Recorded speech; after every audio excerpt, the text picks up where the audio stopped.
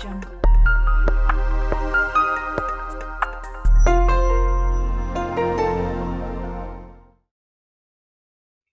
Hello again. Welcome to exclusive interview on Ad4 Tvradio.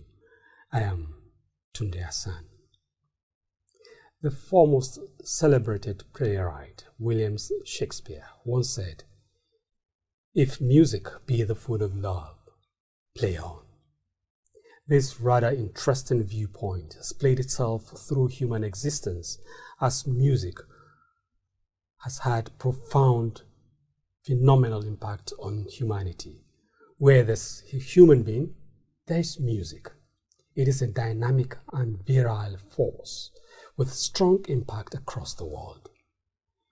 Beyond social and cultural expressions, music contributes significantly to the GDP of nations globally.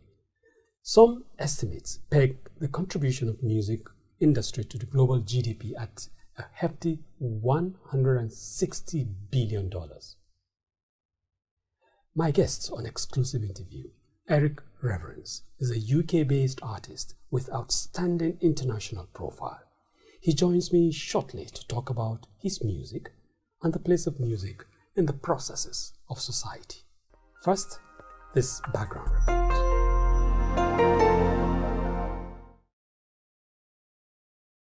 Music is one of the primal and fundamental aspects of human culture. Many researchers argue that music, in its primitive form, predates the emergence of language itself. It is an art combining vocal and instrumental sounds that express form, beauty, and emotions. Where there is a human being, there is music. At weddings, funerals, graduations, social events, relaxation, sports, and even conflicts and war, there is music.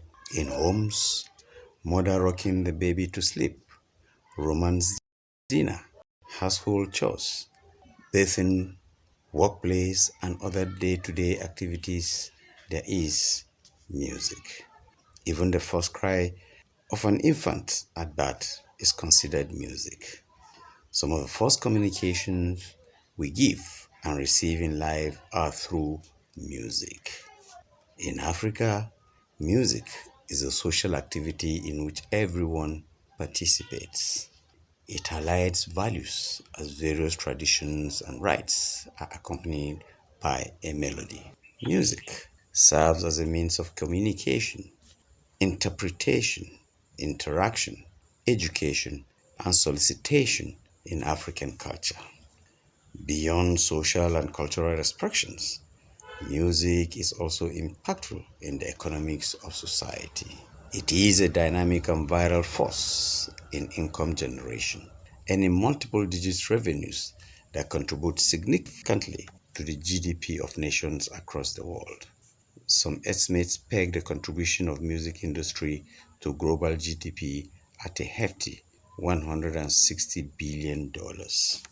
In Nigeria, music revenue grew from $26 million in 2014 to $34 million in 2018 and is expected to reach $44 million in 2023.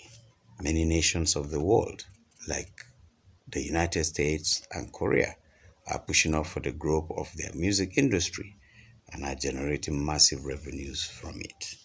For instance, in South Korea, music generates 5.1% of GDP and rakes in huge chunk of income.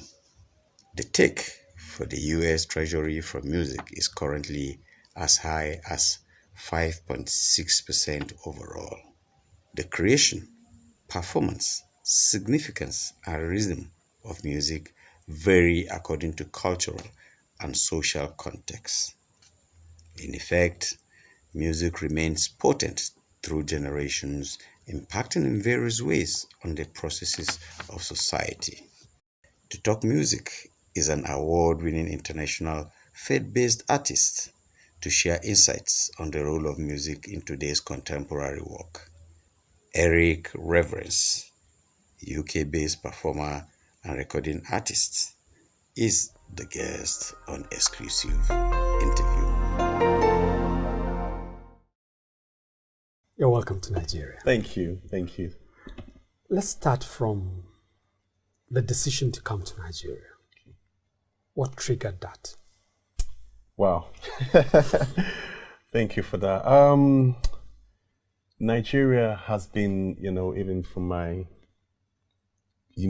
college days and secondary school days in the UK, I've always had this connection with Nigerians. Most of my close friends, family members are Nigerians. And musically, I see Nigeria as the mother, and not just in Africa, but globally, how Nigerian music has influenced, some of the great artists. To talk about the Christian and gospel in the Sinach, the significant impact that she has made. And she definitely resonates with me, she's someone I see as role model. And during the COVID, the lockdown, it opened my eyes. A lot of the social injustice and what our fellow Black people were going through.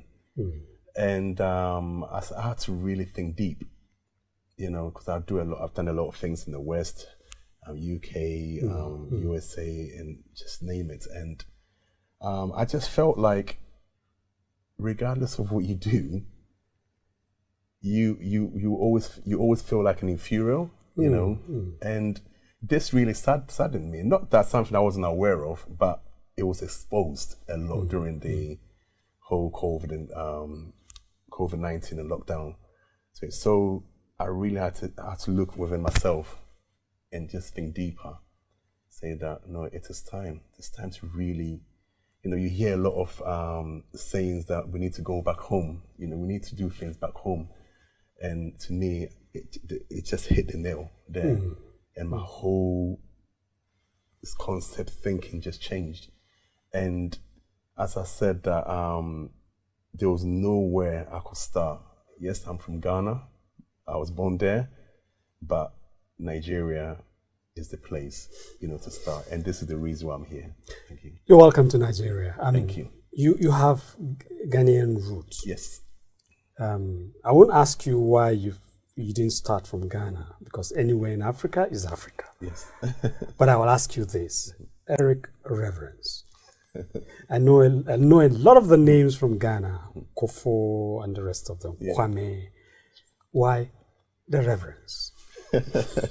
Very interesting question, actually, and I'll do my best to explain why. So, my maybe not why. Yeah. Where did you pluck Reverence from? Okay, so because I started, music is something that we started. My family, my mom was a choir leader in a Methodist church, both in Ghana when she went to the UK. So she got me involved when I arrived in the UK from Canada at the age of 14, and I was a drummer boy basically, but she got me into the singing, the choir, and from there one thing developed to the other. And so, just to cut the story short, when I stepped into to become a professional artist, that's what you have to say, I wanted to choose a name that had nothing to do with me.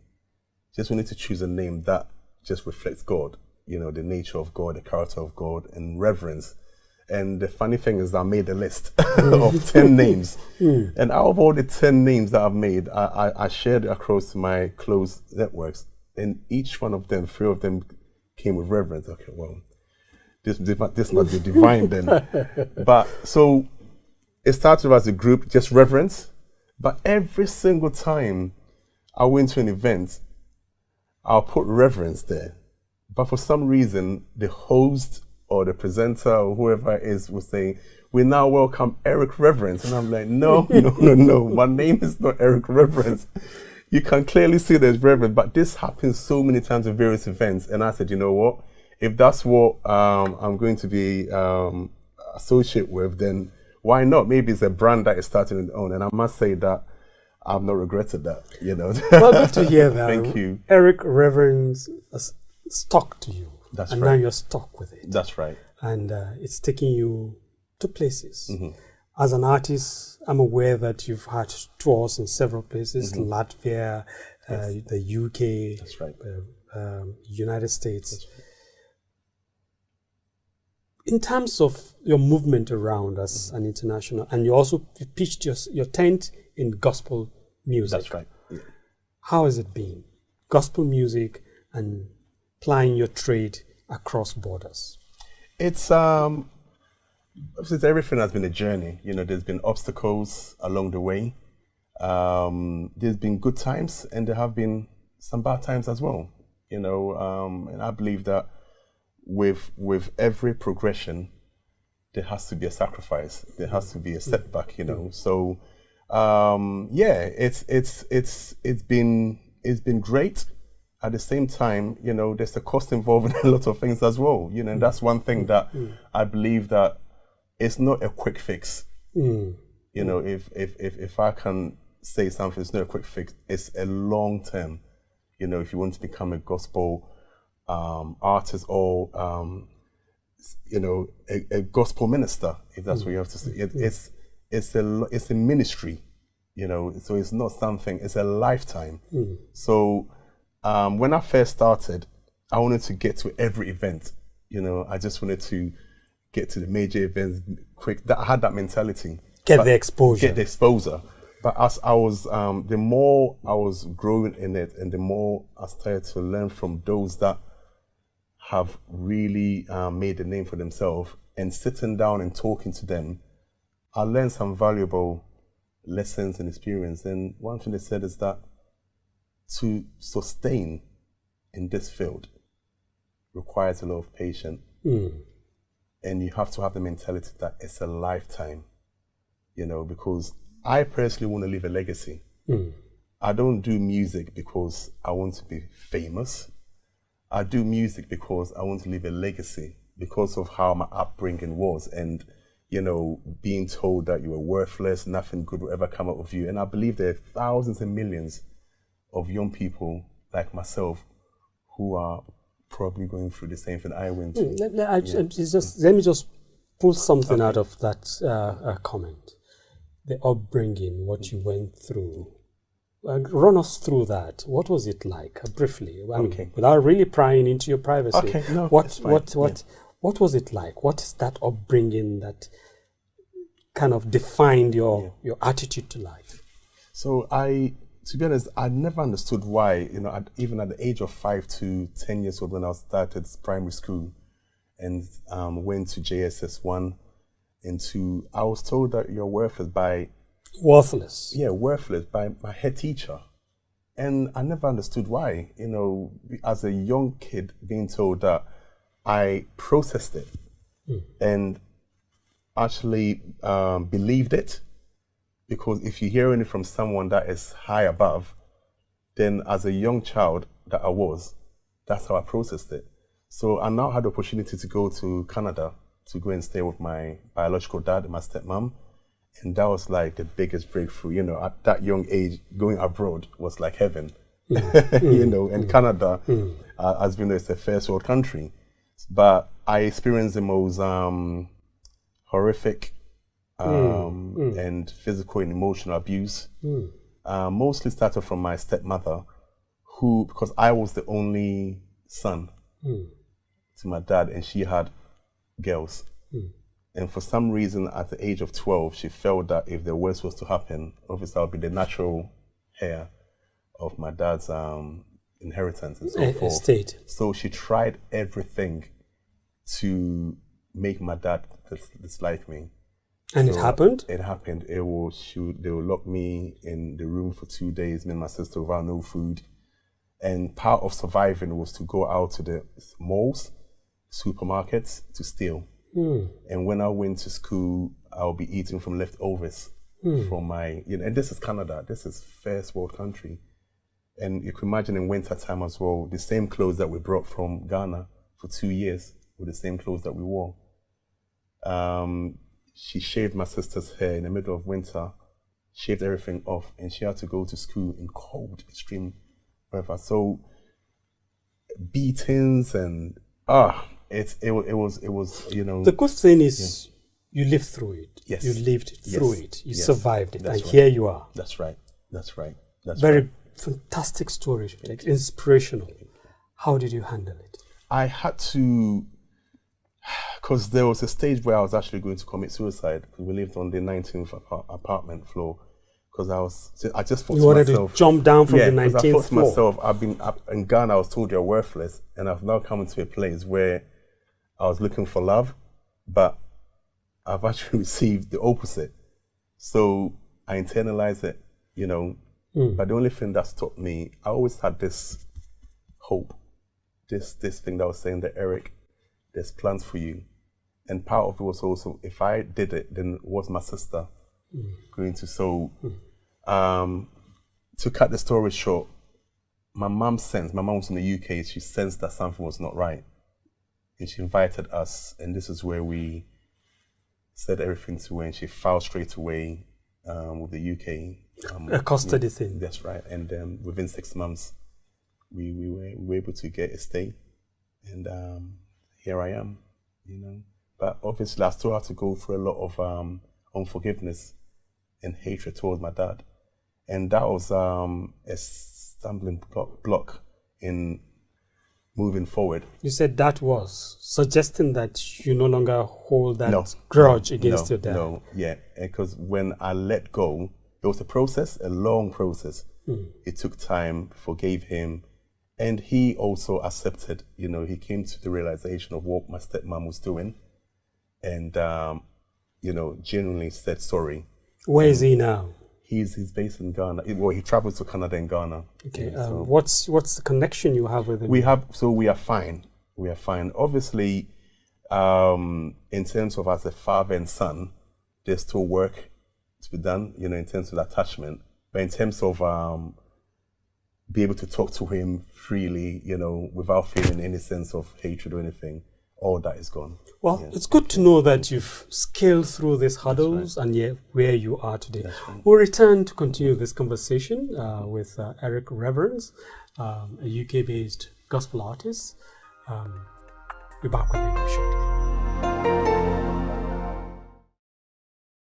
Ad4 TV Radio. We focus on education with emphasis on research and innovation, science and technology, women and girl-child education, children, health, youth and sports, socio-political and economic reforms, security, environment, entrepreneurship, and entertainment. We'll give you information at your fingertips. Learn on the go. Follow AD4 TV Radio on Facebook, Twitter, LinkedIn, Instagram, and YouTube. AD4 TV Radio, reliable and credible. We love you, Ad4 TV Radio. You're welcome back. Exclusive interview on AD4 TV Radio, and my guest is Eric Reverence, UK-based gospel artist, reconnecting, so to speak, with Africa, and we're glad to be hosting you on this platform. Thank you. I asked you earlier what triggered your desire to reconnect. You talked about a few things, including the way the general perception of, this skin right. tone. Yeah. And that also led to realization that you need to be back to your roots. That's right. That's right. In doing that, I also want to know how it is like to ply your trade in an environment that is racist, that segregates, that also compromises the true essence of humanity. And you are talking about UK, right? UK, Okay. in Oh, UK, in for the us, Western, the okay. Western world That's generally.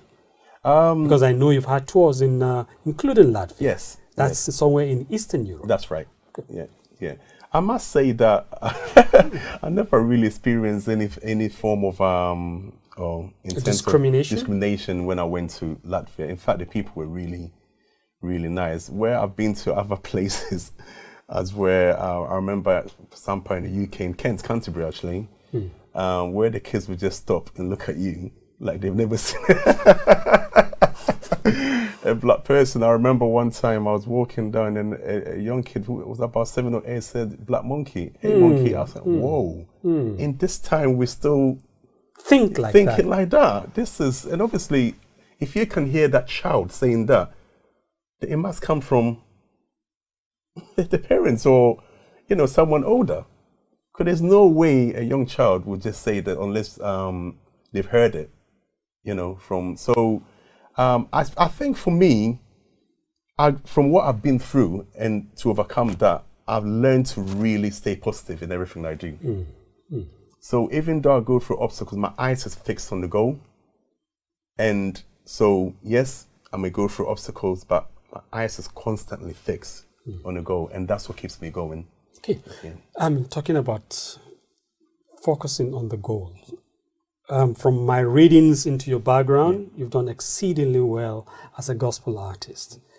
How really has it been? Let it not be from you. I'm from let me hear from you as an artist. How has it been? Are you where you want to be at this stage of your career? I know you've also received quite a number of awards. I've gone through a number of them. Yes. How has it been? I think, and again, I mentioned before that it's a lifetime. So if I look back to 2009, when I stepped into the whole professional scene, to now, there's been huge progression. Now, was it a straightforward? We're talking about some 10, 11 years. Yeah. Was it a straightforward thing? No. There were some serious setbacks, and some of them, again, was finances, because even to raise money to do an album, you can try and cut short corners, but if you want to get to the industry standard, you have to do things properly. And it costs money. So I had to learn through doing things cheap and rather taking my time, save the money, and do it properly.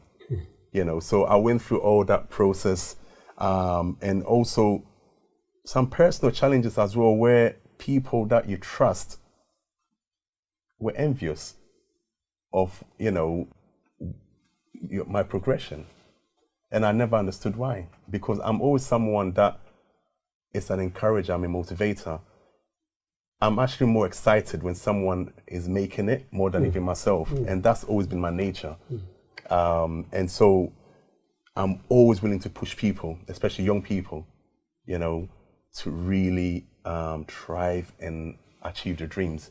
So I went through a process also where people that I trusted, people I've known for many years, were envious of me and tried to sabotage or destroy my plans and so forth. But because I've from my background and how I've overcome, even at the point of committing suicide, what else can go wrong? What else? So no matter what hits me, I may fall, I rise up 4 times higher. That's the spirit. That's the spirit. Now, you are here, you've gotten to this stage. Just tell me, in between this 10 years of going professional, what have been your highs and your lows? Okay. Your highest moment. Let's start from the positive. Thank you. So, obviously the awards that, I've won multiple awards, and I think the one that really sticks to me is the humanitarian awards one, because it's something that I've been involved for within that 11 years, always doing things for the less privileged and organizing events or raising funds. And the biggest one was the Believe Project. Was during the COVID time. And where was this held? It was basically an online. Okay. And so a vision came in my mind of how can we bring hope in this time that we're in. People were dying, people have lost their jobs. There was it affected everywhere globally. So the vision came in mind about getting musical artists from all over the world to do a song that I wrote and involve 60 musical artists from all over the world, all the continent, Asia, Caribbean, all of them came together. Even though lockdown, a lot of them was closed, they used their phones to record, they send the materials to the producer. I was in South Africa, and he put everything together. I was sleeping, and because of the time zones, I was managing different time zones. So I was not even sleeping, because when you want to sleep, another person is waking up. But for 3 months, it was the best achievement for me, because, and I hope that you can play the song, showing all the different people from different countries, children, all involved. It was amazing. We have access to it, we will. Yes, absolutely. It was amazing. It's amazing. And we were able to raise money for especially those areas that were affected most. Yeah.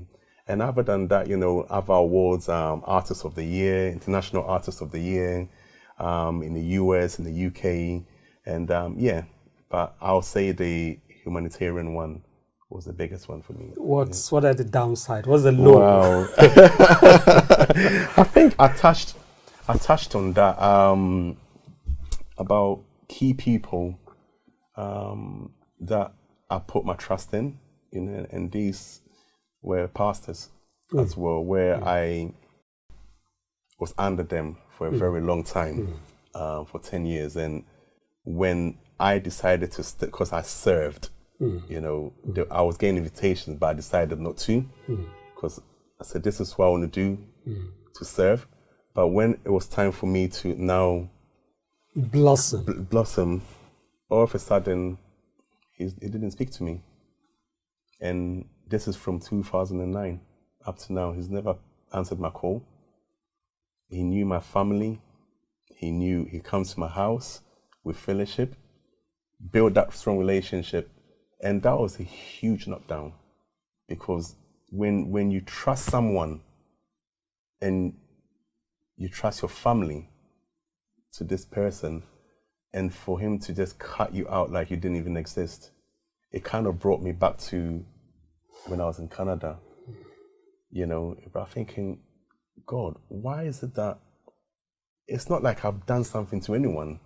All I'm trying to do is just do good. But then with the more I try to do good, people want to do bad. I just didn't understand. Well, I'm not going to ask you whether you provoked that kind of reaction from him, because clearly you've moved on. Yeah. And that's the important thing. Absolutely. In moving on, you're still wanting to encourage and motivate and inspire other people. Absolutely.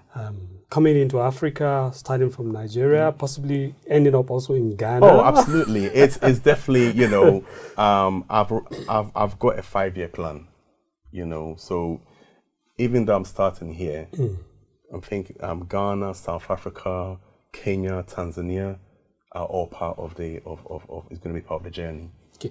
What do you plan on doing here in Nigeria? So, and for how long will you be staying? Okay, so in and out, maybe.